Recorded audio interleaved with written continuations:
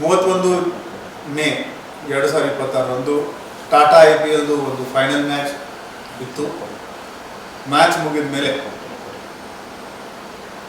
ಸಾಕಷ್ಟು ಜನ ಸಂಭ್ರಮಾಚರಣೆ ಮಾಡೋಕ್ಕೆ ಚೆನ್ನಮ್ಮ ಸರ್ಕಲ್, RPD ಕ್ರಾಸ್ ಮತ್ತು ಬೇರೆ ಕಡೆ ಸೇರಿದರು.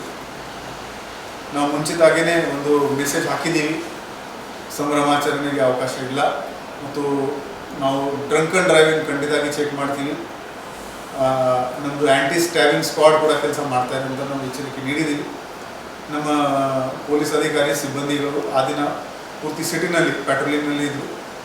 ಆ ರಾತ್ರಿ ನಾವು 24 ಜನರ ಮೇಲೆ drunk and driving case book ಮಾಡಿದ್ದೀವಿ. 10,000 ದಂಡ ಅವರಿಗೆ ನಾವು ಚಲನ್ ಅವರಿಗೆ ಕೊಟ್ಟಿದ್ದೀವಿ. ಅದರ ಜೊತೆಗೆ ಒಬ್ಬ ವ್ಯಕ್ತಿ ನಮಗೆ ಸಸ್ಪಿಷಿಯಸ್ ಕಂಡು ಬಂದ. ಅವನಿಗೆ ಚೆಕ್ ಮಾಡಿದಾಗ ಅವನ ಹತ್ರ 2 ಶಾರ್ಪ್ ವೆಪನ್ ಕಂಡು ಬಂದಿತ್ತು. ಅವನ ಮೇಲೆ ನಾವು ಆರ್ಮ್ಸ್ ಆ್ಯಕ್ಟ್ದು ಕೇಸ್ ಹಾಕಿದ್ದೀವಿ ಮತ್ತು ಅವನದು ಕ್ಯಾರೆಕ್ಟರ್ ವೆರಿಫಿಕೇಷನ್ ಮಾಡಿಕೊಂಡು ಅವಶ್ಯಕತೆ ಇದ್ದರೆ ಅವನ ಮೇಲೆ ನಾವು ರೌಡಿ ಶೀಟ್ ಕೂಡ ಸಾರ್ವಜನಿಕರಿಗೆ ಒಂದು ರಿಕ್ವೆಸ್ಟ್ ಇದೆ, ಯಾವುದೇ ಸಂಭ್ರಮಾಚರಣೆ ಇದ್ದರೆ ದಯವಿಟ್ಟು ಕುಡಿದುಕೊಂಡು ರೋಡ್ ಮೇಲೆ ಬರಬೇಡಿ, ಡ್ರೈವ್ ಕಡ್ಡಾಯವಾಗಿ ಮಾಡಿ. ಧನ್ಯವಾದ.